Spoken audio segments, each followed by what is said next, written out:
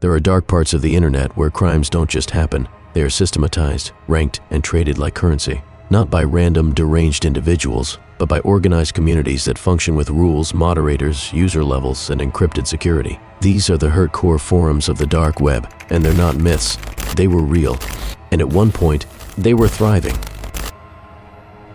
One of the most infamous forums was called Boys Town. It wasn't just a site. It was a fully functioning, multi-tiered child abuse network that had thousands of active members from all over the world.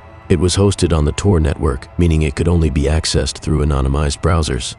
Boys Town was built like a twisted version of Reddit.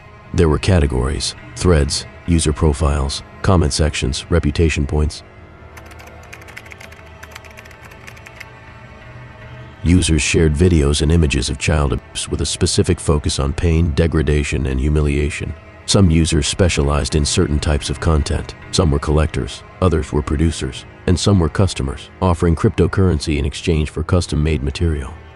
There were rules. Posts had to meet certain standards, content had to be original, reposting was discouraged. Some forums went further, requiring proof that the content was self-produced.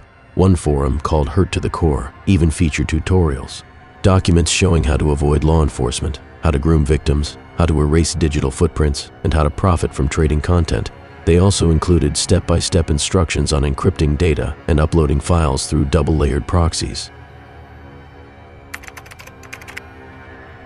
These forums used Tor, a layered routing system that bounces data through multiple servers to hide users' IP addresses. Most of the sites rotated their addresses frequently. Some even changed domains weekly to avoid detection. Communications happened through encrypted messaging apps, PGP encrypted emails, or internal dark web chat rooms. They also had strict vetting processes. New users had to upload content to gain access. Some sites used a system where each new member had to sponsor another, which meant vouching for their legitimacy and sometimes supplying illegal content as proof. In Boys Town, there were badges for members who contributed the most. Some had titles like Elite Contributor or Verified Producer. These weren't just anonymous trolls. Some of these people were educated, middle-aged men, often with jobs and families. One of them was Timothy DeFoggy, the former acting cybersecurity director of the U.S. Department of Health and Human Services. He was caught accessing hardcore sites under a pseudonym and talking in forums about what kind of abuse he liked and what he wished to see. Another was Christian Mayer, a Michigan man who posed as a modeling recruiter. He tricked young girls into sending images and videos under the promise of getting modeling contracts. But he didn't act alone. He was the leader of a ring that coordinated efforts to blackmail minors into degrading themselves on camera. The group shared their own content, gave each other tips, and even celebrated victims' suicides.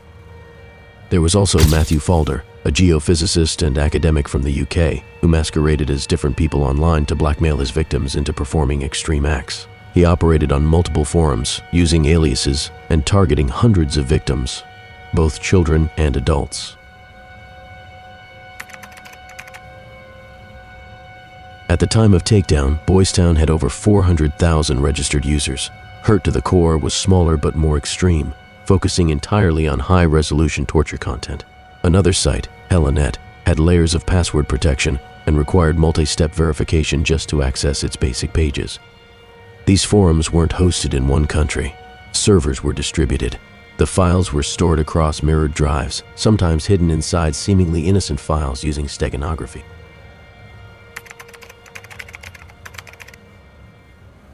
It wasn't easy. These weren't simple busts. These were international operations involving dozens of agencies. For example, in 2021, a global operation involving German, Dutch, US, and Australian authorities took down Boys Town. The investigation took years. It involved undercover agents gaining trust, injecting traceable files, and identifying minor mistakes made by users. One admin had reused an old email address. Another had accessed the site once without a VPN. Tiny errors over months were used to build cases. Some of the servers were seized physically. Others were taken down via hosting vulnerabilities or exposed flaws in Tor routing when configured poorly. When Hurt to the Core was shut down, investigators discovered entire collections of custom-made videos, many of which depicted victims that were never reported missing. Some children in those videos were never identified. Some were driven by pure sadism, others were opportunists, seeing a way to profit from the demand. In many cases, the forums themselves incentivized production. The more content you uploaded, the more access you got. Some forums had private sections where only the most trusted users could access the most extreme files. Members would comment, rate, and give feedback. Some requested specific types of footage. Others coached new users on how to record without getting caught. It wasn't just a market, it was a community built around human suffering. Yes, many were. Christian Mayer was arrested and later killed in prison. Falder was sentenced to 32 years. DeFoggy is serving time as well.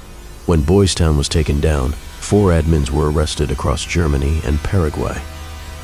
But thousands of users were never found. Because these forums relied on anonymity, only the ones who slipped up got caught. The rest, they disappeared. And since many of these forums were backed up or cloned by other users, it's likely that parts of them are still alive somewhere on the dark web. It means that evil like this isn't just random. It can be organized, structured, and global. It doesn't take place in hidden basements anymore. It happens online, in systems that reward cruelty, inside networks where users feed off each other's depravity. This wasn't just one website. It was a system of websites, a network of predators, and a culture of digital horror that grew stronger through encryption, cryptocurrency, and the deep web's anonymity. Boys Town was just the biggest one that got caught. Hurt to the Core was the most violent. Helinet was the most secretive. But there are others, and as long as there is demand, someone will try to recreate what those forums offered. Law enforcement is constantly trying to keep up, but technology keeps evolving. The dark web is still there, Tor is still there, crypto is still there, and the people who use it to exploit others are always finding new ways to hide. There's no twist ending here, no final arrest that shut it all down. This isn't over. It never really was.